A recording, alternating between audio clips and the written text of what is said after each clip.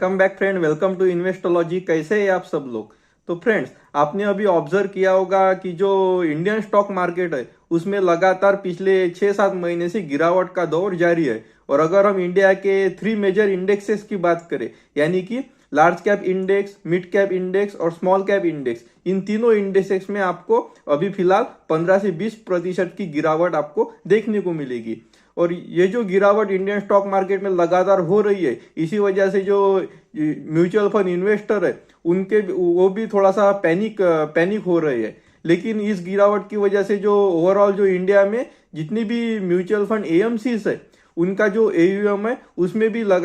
लगातार गिरावट आ रही है। तो आज की वीडियो में हम ये ऑब्जर्वेशन करेंगे कि इंडिया में जो most popular mutual fund AMC है उनका जो टोटल एयूएम है उनमें कितनी गिरावट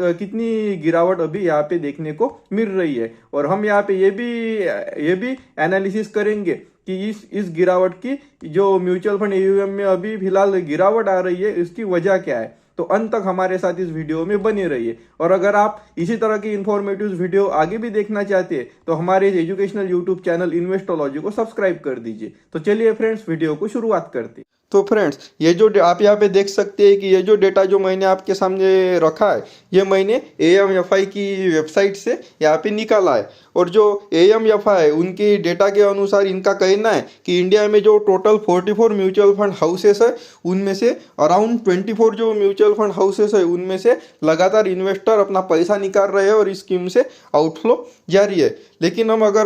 बात करें इंडिया के most popular 6 mutual fund houses की, जो इंडिया के most popular 6 mutual fund houses है जिसमें 90% इन्वेस्टर अपना इन्वेस्टमेंट करते हैं, तो उनके अगर हम टोटल एयूएम यानी असेट अंडर मैनेजमेंट की बात करें तो उनके भी टोटल एयूएम में यहाँ पे आपको 3000 करोड़ से ऊपर की गिरावट आपको यहाँ पे देखने को मिल रही है। तो यहाँ पे हम जो वो इंडिया के टोटल 44 म्यूचुअल फंड हाउसेस की बात तो नहीं करेंगे, क्योंकि अगर हम टोटल 44 म्यूचुअल फंड हाउसेस की बात करेंगे तो ये वीडियो काफ़ी लंबी हो जाएगी। तो मैं यहाँ पे आपको मोस्ट पॉपुलर जो इंडिया की एएमसीज है जिसमें ओवरऑल इन्वेस्टर का किसी ना किसी स्कीम में पैसा इन्वेस्ट है, तो मैं आपको उसका डेटा यहाँ पे दिखाऊंगा। तो सबसे पहले फ्रेंड्स, अगर हम बात करें SBI म्यूचुअल फंड हाउसेस की, तो आप यहाँ के देख सकते हैं कि जो SBI म्यूचुअल फंड हाउस है उनका जो टोटल एयूएम था यानी कि 10.90 लाख करोड़ रुपीस से रिड्यूस होकर जनवरी मंथ में उनका जो टोटल एयूएम है वो 10.79 लाख करोड़ रुपीस तक आ चुका है। और अगर हम इनके टोटल एयूएम की बात करें तो इनका टोटल एयूएम जो है वो 11,112 करोड़ से रिड्यूस हो चुका है। थर्ड नंबर पे अगर हम बात करें Motilal Oswal mutual fund AMC की, तो जो Motilal Oswal mutual fund AMC है आप यहाँ पे देख सकते हैं कि उनका जो दिसंबर में जो एयूएम था वो 1.04 लाख करोड़ रुपीस था, जो जनवरी मंथ में घटकर 99,628 करोड़ रुपीस पे आ चुका है। और इनका जो टोटल एयूएम है वो 4,733 करोड़ रुपीस से रिड्यूस हो चुका है। अगर हम इसके बाद बात करें निप्पॉन इंडिया म्यूचुअल फंड की, तो आप यहाँ पे देख सकते हैं कि जो निप्पॉन इंडिया म्यूचुअल फंड है उनका जो यहाँ पे टोटल एयूएम था वो 5.60 लाख करोड़ रुपीस का था, जो जनवरी में यहाँ पे अगर हम निप्पॉन इंडिया म्यूचुअल फंड की बात करें तो इनका जो टोटल एयूएम है वो दिसंबर में 5.64 करोड़ रुपीस था, जो जनवरी मंथ में घटकर 5.60 लाख करोड़ रुपीस पर आ चुका है। और अगर हम इनके टोटल एयूएम की बात करें तो इनका टोटल एयूएम में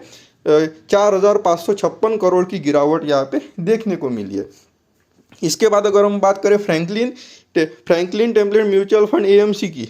तो आप यहाँ पे देख सकते हैं कि जो फ्रैंकलिन म्यूचुअल फंड एएमसी है उनका जो टोटल एयूएम था वो दिसंबर में 1.13 लाख करोड़ यानी कि 1.13 लाख करोड़ रुपीस पर इनका टोटल एयूएम था, जो जनवरी में घटकर 1.09 लाख करोड़ रुपीस पे आ चुका है। और अगर हम इनके एयूएम में गिरावट की बात करें तो इनका जो टोटल एयूएम है वो इसमें 4,445 करोड़ की गिरावट यहाँ पे जनवरी मंथ में दर्ज की गई है। इसके बाद अगर हम बात करें क्वांट म्यूचुअल फंड एएमसी की, तो आप यहाँ पे देख सकते हैं कि जो क्वांट म्यूचुअल फंड एएमसी है उनका जो दिसंबर में जो इनका टोटल असेट अंडर मैनेजमेंट था वो 94,780 करोड़ रुपीस का इनका टोटल एयूएम दिसंबर मंथ में था, जो यहाँ पे जनवरी मंथ में घटकर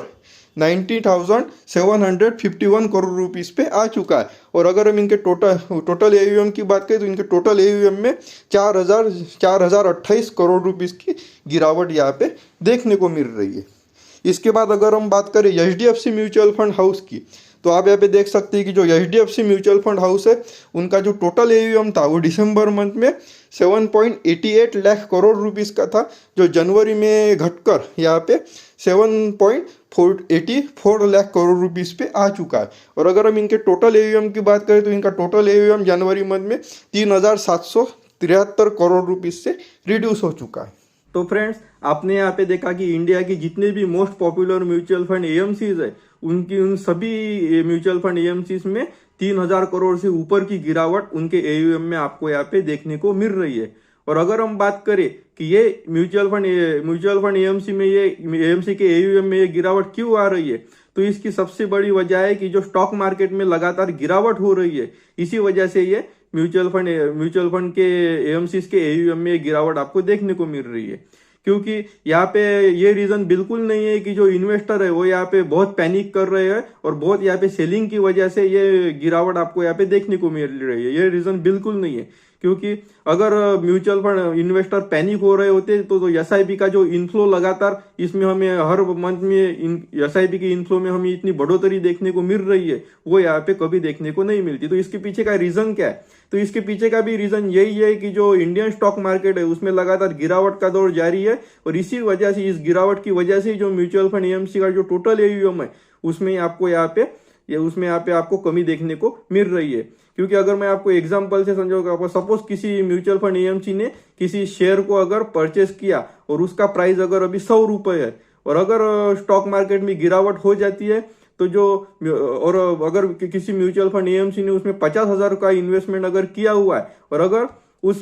पर्टिकुलर स्टॉक में गिरावट हो जाती है और उसमें अगर 10% की गिरावट होगी, उसकी प्राइस अगर 90 रुपीज तक आ जाती है, तो आप यहाँ पे देखेंगे कि जो म्यूचुअल फंड AMC ने यहाँ पे जो 50,000 करोड़ रुपए उस म्यूचुअल फंड में उस